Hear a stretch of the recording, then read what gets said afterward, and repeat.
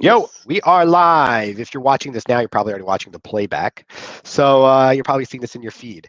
Right, I have with me is Michael Yehoshua, leading up marketing over at SCADAfence. Now, before we get into it, we have a few conversations that we're going to get into today. One, we're both technology marketers. Michael Yehoshua works at SCADAfence, which is a cybersecurity company that does OT, and he'll talk more about IT and OT in a minute. And we're going to talk about how marketing has been effective. Also, we're going to talk about what we've been able to do to help people in our respective industries. So I'm over here in marketing, and he does marketing, but he's in cybersecurity. He's going to say what they're doing to help people keep connected. In addition, there's a lot of crazy things happening right now, which we'll talk about. Right now is a hot time for cybersecurity. For cybersecurity to you really need cybersecurity more than ever. The reason is because when there's a crisis, people are going to want to take advantage. Systems are basically beyond their capacity, particularly the healthcare and hospitals. So obviously, there's an opportunity here to, let's say, I'll let Michael go into it, what you can do. But before we get any further, Mike, why don't you tell me a little about you, what you do regarding marketing over SCADAfence, a little bit about SCADAfence, and let's talk about the value that we can provide to listeners. Awesome. Cool. So thank you very much, Joel. Like you mentioned, I work for SCADAfence. It's an OT security company that does OT and IoT security. And currently, we are in a crisis. The world is on lockdown. People are quarantined at home, and cyber attackers are they're taking advantage of the situation. So that's pretty much what I can say for now. Yoel, is there So anything how do they take specific you want advantage? me to Give touch on? give an example of how they're taking advantage. Let's jump into it. Okay. Cybersecurity company named Recorded Future. I have a good friend, Gabriella White, who sent me over a work that they've done yesterday. They released that they have been 48 coronavirus related cyber attacks in the last couple of days. 13 of them are major. And that was a report that was released on March 12th, which was 4 days ago. On the 13th, there was a hospital that was treating patients with coronavirus in Czechoslovakia. It's called the University Hospital Brno. There's an 84-year-old woman there being treated, and they got hit by ransomware. Everything went down. Hospital staff are prohibited from touching their computers. They can't take in any new patients. It's a disaster. Wow, that's crazy. So why does that number to an ignorant person that might sound small, right? You hear all the time like they're over like 10,000 attacks on Israeli institutions a day, and here you're talking about what like 41. Do you know what I mean? So during a time of a crisis, so why is it? Explain to me why that sounds so small. Sure. I mean, think about coronavirus for a second. It's a virus. It's an illness, but and it's affecting the world now. But does that mean that there aren't any other sicknesses in the world?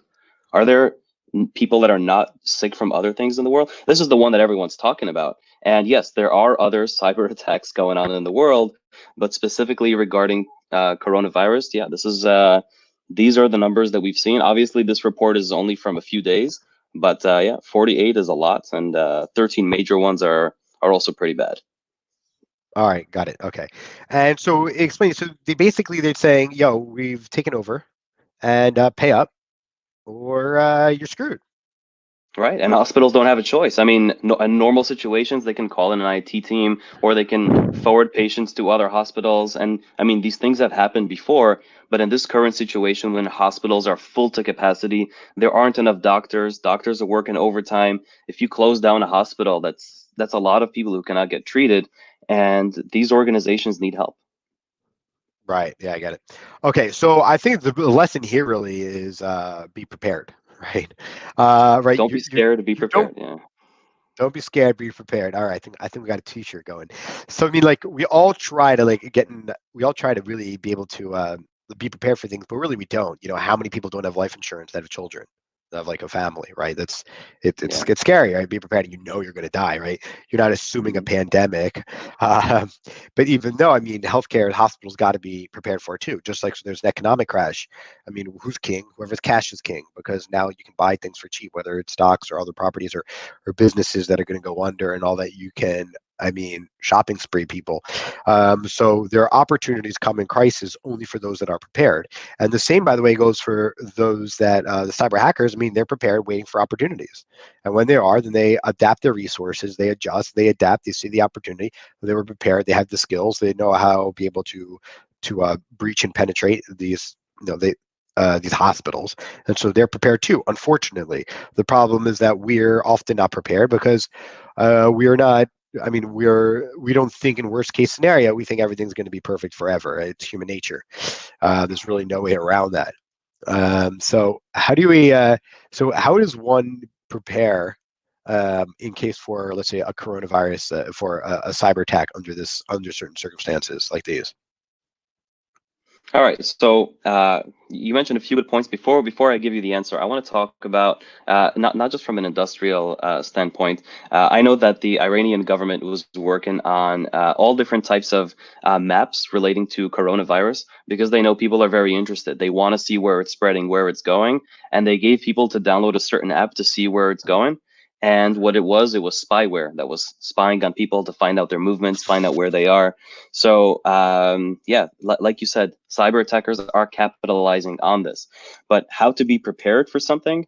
First and foremost, there is a situation going on in the world, but please, people, like, just don't panic. You don't have to buy 25 million rolls of toilet paper. Well, what about Everything. like 100,000 rolls? Like what's too many? Well, then it becomes currency. Then it becomes currency. So in that case, sounds like a good decision. Correct. But all jokes aside, we're not only seeing situations like this happening in hospitals. We're seeing supermarkets that are being overwhelmed. Food and beverage companies. People, if they're stuck at home, and people are going to start running out of food eventually, and we cannot close the markets. And we already mentioned toilet paper manufacturers, but what about garbage removal, oil and gas, internet? And we're all stuck at home. If we wouldn't have internet running, what are we going to do? So all those critical infrastructures, they need to be prepared. They need to have something prepared to deal with this type of catastrophe. And unfortunately, many of them are not. Some of them are proactive, some of them are not, and it's an issue. Yeah, right. So let's talk about proactivity, and let's bring it over to a marketer's perspective. So I mean, at SCADAfence, right? How has marketing changed? Let's start first off with two main questions. One, has budgets changed overall? And two, have you, let's say, had when you had, let's say, you had to cancel events for the rest of the year, or the foreseeable future, as everyone else does? Did you take those budgets and put them into digital marketing efforts, or did you guys say, you know what, we'll keep that for? What are they doing with those budgets? Tell us how your marketing, how things have drastically shifted. Good. So yeah, like you mentioned before, there were a lot of events that we were supposed to be going to, some of which we were supposed to be speaking. We had large booths and other things. We paused all of those until further notice. And now with the extra money that we had in the pocket, instead of promoting other things, we decided we're not going to capitalize on the situation of coronavirus and try to, push more of our agenda. What we did was we put together a campaign that is literally just to help organizations. And we took the extra money that we had from the budget and we pushed actually a few campaigns helping organizations remain secure, completely free of service during these difficult times.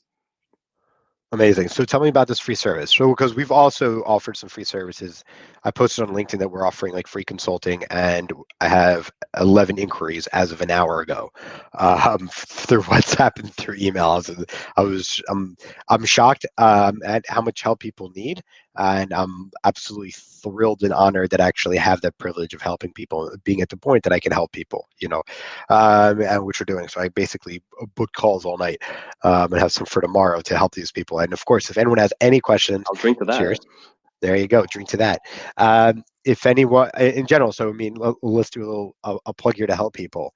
If anyone needs any marketing strategy or questions, specifically, think if you're in the cybersecurity kind of in-house, you can reach out to Michael, and he's very helpful. And also, if you have any other general marketing, whether you want to work on your LinkedIn profile, outreach, ads, and you can't afford to work with an agency or consultant or an expert or anything like that, you can work with, for free. We're offering free consulting. We're not going to actively manage any accounts, but we're happy to give free tips, give free audits, give free reviews, and free phone calls and email support. We're 100% here to help people, first and foremost. So what have you said that you guys are offering something free kind of to your, explain to me what you are doing, how you'll be able to provide value both by offering something free that's useful, but also how you're helping people, let's say, stay safe.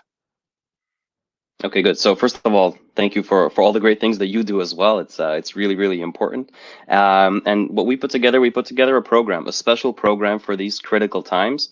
Here's how it goes. First and foremost, like we mentioned before, it's very important that all of these critical industrial networks remain productive, that they don't have any downtime.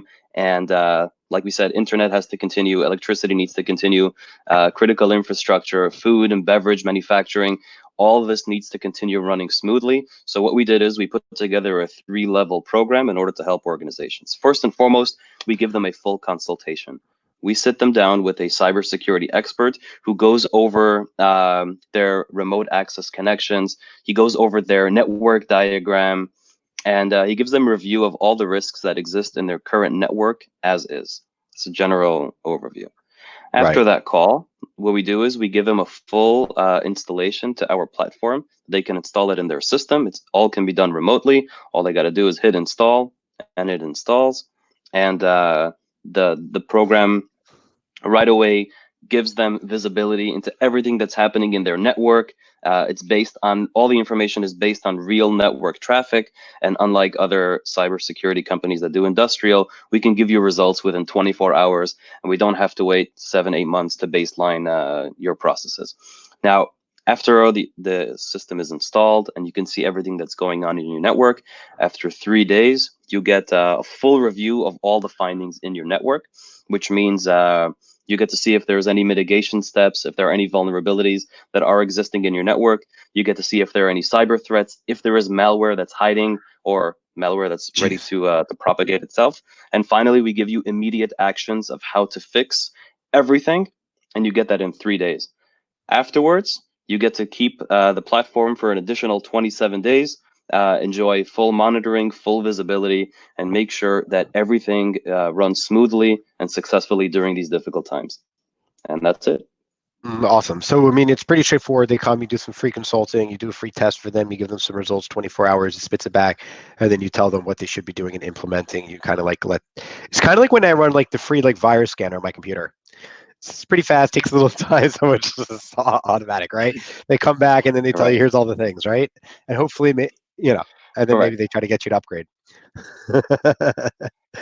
I didn't say You anything. shouldn't. I said there are no there are no strings attached. No, there are no No strings purchase attached. necessary. Right. Yeah. But, It doesn't but stay what there. You can just uninstall the it. biggest thing that you do, I mean, really, is people don't know what they don't know, and I know this a lot in marketing and also feels that they don't know how exposed they are, right, to cybersecurity threats, for example. And people don't know, let's say, how bad their website is, or how bad, let's say, their LinkedIn profile is. Or, I mean, I can tell you, we're interviewing a lot of people now for positions. If someone's looking for a marketing position, we're in Pardes Khana. We have a few open positions right now. We are hiring despite the pandemic. We're in a very good position in our company. Is that people think their English is perfect, and it's not. And I'll go to their LinkedIn posts and I'll just find misspellings. Then I'll ask them, how do you say this in English? In Hebrew, I'll say, how do you say it? And they'll say, how do you spell it? And of course, they'll spell it wrong. And I was like, I'll tell you perfect English. And then it kind of ends there. Okay, but it's like, you need perfect English, writing copy, you know what I mean? Like, all of our employees, I mean, they're either American or they've or spent significant amount of time in America. Or so being Anglo is imperative. They don't have to have worked in America, but they have to have been Anglo.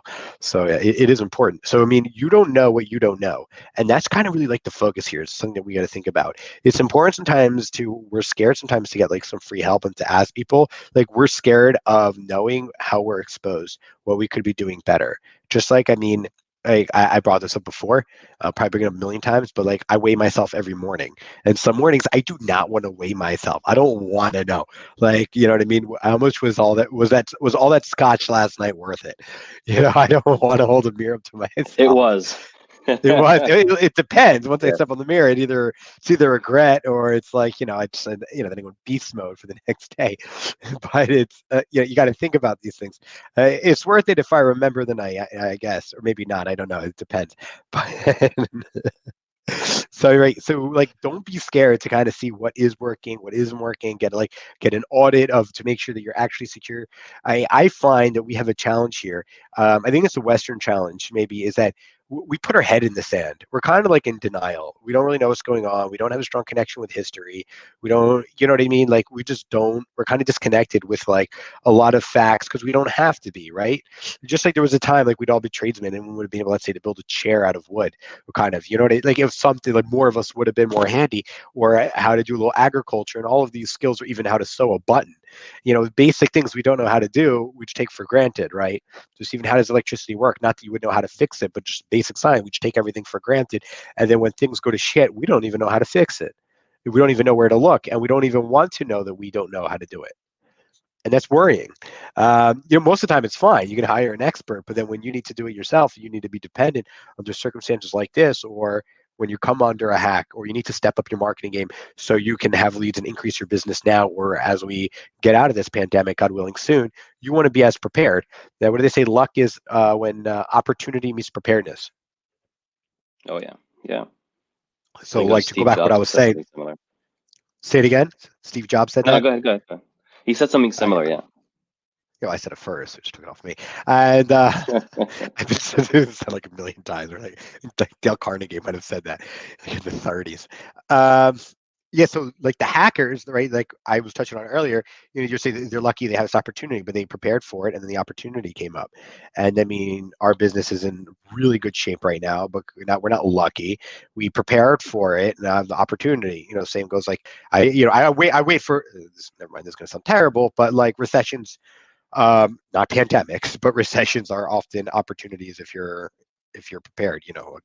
God, people should never lose their jobs or anything like that, but things do increase and decrease.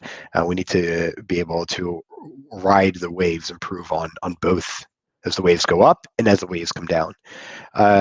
Yeah. So you're taking that a marketing budget. Are you increasing any digital marketing efforts? You put more money in advertising or link building, or what are you doing? More content marketing, bringing on more talent? Tell me, what exactly are you doing with this budget that you save from all the events that you're not going to? So yeah, we are investing a lot more in some of the marketing activities that we have. That includes adding more content. That includes press releases, and that includes pretty much putting together a lot of important things in place.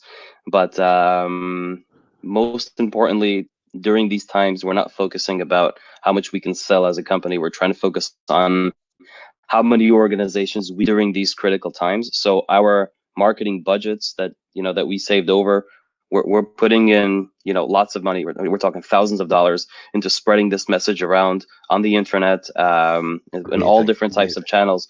We're specifically targeting all those organizations. We even reached out to the hospital that was attacked, and we offered them our platform completely free of charge, with support in their language through some of our partners in the region. And that's currently what we're doing with all of our efforts during this time. But of course, we How do they are respond? preparing. How do they respond to that? You'll have to ask my salespeople. I'll Uh, find out. I'm surprised you get anyone like to pick up the phone these days. You over there. We have a cybersecurity client in the cybersecurity for healthcare, and they're like we can't even do it. It's like too late. Like if they have our solution, they're set. If not, like they don't have any. They're way too busy to fill a lead to speak to a sales team. A lot of these IT people are way. Everyone in the hospital is extremely stressed. And they stop everything. It's challenging, but those that are already clients of theirs find that know that they're in good hands and they're protected, and they don't have to worry about being hacked. The others, they have that layer of stress that any second that can happen, and literally kill dozens, hundreds of people. Correct. No, overall the reaction was very positive, and many organizations actually were very, very thankful for the service, and we're having very, very important conversations with them, especially the ones who haven't been hit yet. The ones who were hit, it's a little bit more difficult for them to get around, but they Right. are looking for people who can help them and are not trying to sell them anything. So once we tell them, Right. guys, there are no strings attached, and we're genuinely here to help you, it's a proactive approach, and they appreciate that. And time will tell. I mean, I'll let you know in about 2 days what happened with that. But I'm sure it's going to be good. Awesome. Fantastic. Great. So let's wrap it up here. I got a call 20 minutes. So hey, if anyone wants to, let's say, learn more about how to keep, let's say, their their industrial assets, let's say, protected, what do you, or anything that they want to know regarding that, how can they learn more? We have a tremendous resource center on our website. There's Wait, also one thing hold up. Tell them about your comic book. Tell them about my comic book. Do I have a copy here? Hold on a second. I do. So we actually put together a comic book. This is our female superhero comic book, and what she does is Skate Girl. Do you just do a theme song for her?